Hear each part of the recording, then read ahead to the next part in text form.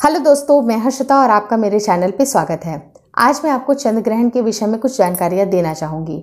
19 नवंबर 2021 को चंद्र ग्रहण पड़ने वाला है और ये साल का अंतिम ग्रहण है। चाहे ग्रहण आपका सूर्य ग्रहण हो या चंद्र ग्रहण हो, उससे फर्क नहीं पड़ता। आज मैं आपको कुछ ऐसे नियम के बारे में बताने वाली हूँ जो कि काफ़ी ज़्यादा आसान होते हैं। बहुत सारे लोगों का ये मानना होता है कि आप इसे अंधविश्वास मान सकते हैं या अंधविश्वास फैलाने वाली बात कर रहे हैं। आपकी चॉइस अपनी है, आप इसे मानना चाहते हैं तो मानिए, मानना नहीं चाहते हैं तो आप नहीं मानिए। लेकिन अगर आपकी नज़र में इसके कोई फ़ायदे नहीं हैं तो नुकसान भी दोस्तों नहीं है। तो अगर आप इसे फॉलो करना चाहते हैं, मेरी मानिए, तो आप इसे ज़रूर फॉलो कर लीजिए। कुछ ऐसे नियम होते हैं जो कि बड़े लोगों ने बनाए होते हैं, तो उसको फॉलो करना कोई नुकसान नहीं होता है। अगर आपके शरीर को या आपके बच्चे के शरीर को कोई तकलीफ नहीं है तो छोटे मोटे से नियम कानून आपको ज़रूर फॉलो करने चाहिए। और आज की इस वीडियो में मैं बहुत ही लंबे चौड़े से कोई नियम आपको नहीं बताने वाली हूँ, शॉर्ट एंड स्पेसिफिक नियम बताने वाली हूँ जो कि आप काफ़ी आसानी से कर सकते हैं, कोई नुकसान नहीं होगा।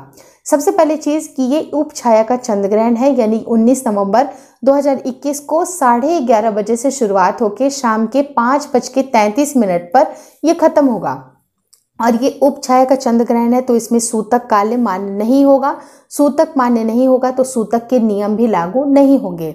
बहुत सारे लोगों के अलग अलग नियम होते हैं, लेकिन इजी अगर सिंप्लीफाइड नियम की बात की जाए तो इस वीडियो को शुरू से लेकर लास्ट तक ज़रूर देखिएगा। सबसे पहला जो नियम होता है, आपको बाहर की दुनिया में, यानी कि अगर आप घर से बाहर निकल रहे हैं या फिर जो चंद्र ग्रहण या सूर्य ग्रहण की जो छाया होती है वो गर्भवती स्त्रियों को नहीं पड़नी चाहिए। ये बहुत बड़ी कंडीशन होती है। अगर किसी तरह की इमरजेंसी नहीं हो तो आपको इसको ज़रूर फॉलो करना चाहिए। जिस कमरे में अगर आप रहते हैं उसकी खिड़की दरवाज़ों को अच्छी तरह से बंद कर लीजिए ताकि बाहर की जो लाइट है वो आपके कमरे तक नहीं पहुंच पाए। दूसरी इंपॉर्टेंट चीज़, बहुत सारे लोगों का ये मानना होता है कि जब से ग्रहण स्टार्ट होता है तब से जब तक एंड ना हो जाए आपको बिल्कुल भी खाना पीना नहीं है।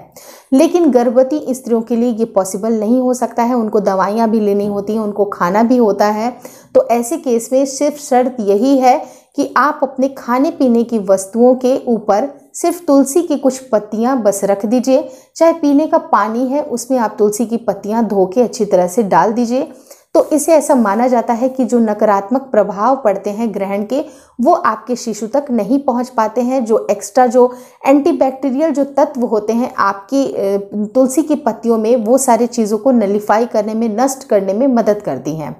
तीसरी इंपॉर्टेंट चीज़ तब देखी जाती है, बहुत सारे लोगों का ये मानना होता है कि उठना बैठना एकदम ऐसा नहीं है कि आपको जहाँ बैठे रहना है वहीं पर बैठे रहना है, आपको खड़े नहीं रहना है। बहुत सारे लोगों के अलग अलग नियम होते हैं। कई बार बहुत सारे लोगों को ये भी देखा गया है कि आपको एक जगह पर बिठा दिया जाता है, आपको सिर्फ वहीं पर बैठे रहना है 4 घंटे तक।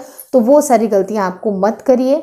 आप अपने हिसाब से उठिए, बैठिए, चलिए, जो भी आपकी मर्ज़ी हो। आप लेट भी सकते हैं, आप चल भी सकते हैं, जो भी मर्ज़ी हो आप ज़रूर करिए। क्योंकि अगर आप एक ही पोजीशन में बैठे रहिएगा या फिर अगर आपको बैठना अलाउड नहीं होगा, लेटना अलाउड नहीं होगा, तो इससे आपके शरीर में तकलीफ़ हो सकती है, क्योंकि आपके शरीर में एक शिशु पल रहा है।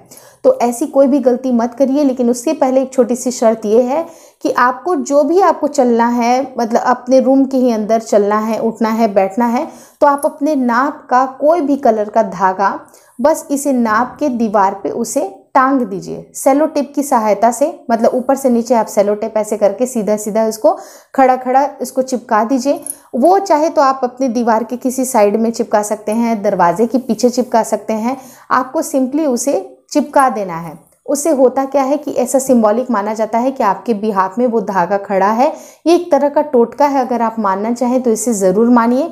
और जहाँ तक बाथरूम जाने का सवाल है, बहुत सारे घरों में बाथरूम जाना भी अलाउड नहीं होता है, जबकि ऐसी गलती आपको नहीं करनी है। प्रेगनेंसी के टाइम पे आपको फ्रीक्वेंट यूरिनेशन होता है तो आप बाथरूम जा सकते हैं। सिर्फ वही छोटी सी शर्त मैंने आपको बता दी कि आपको किसी भी कलर का धागा, चाहे आप सिलाई वाला जो धागा होता है उसका इस्तेमाल कर लीजिए या सूत का इस्तेमाल कर लीजिए, बस अपने लंबाई पे वो धागा चिपका दीजिए। अगर आपके घर में धागा अवेलेबल नहीं है या फिर आपके घर में कुछ और नियम है, जैसे डंडे को भी नाप कर उसे खड़ा कर दिया जाता है, तो वो भी चीज़ें आप कर सकते हैं। ये एक तरह का टोटका है।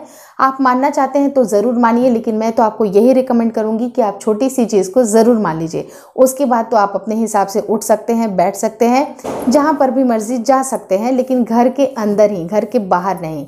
फोर्थ इंपॉर्टेंट चीज़ कि आपको ग्रहण खत्म होने के बाद स्नान करना है, लेकिन मैं तो आपको स्ट्रिक्टली मना करूंगी कि शाम के 5:30 बजे ये ग्रहण खत्म होगा। उसके बाद जो इवनिंग के बाद जो ठंडापन होता है वो बढ़ जाएगा। तो गर्भवती स्त्रियां नहाने की भूल ना करें, बल्कि आप अपने कपड़े को चेंज कर सकते हैं। उसके बाद गंगा जल से पूरे घर की शुद्धिकरण करिए, अपनी भी शुद्धिकरण करिए। उसके बाद ये मोर देन एनफ है, उससे ज़्यादा नियम कानून आपको फॉलो नहीं करने चाहिए।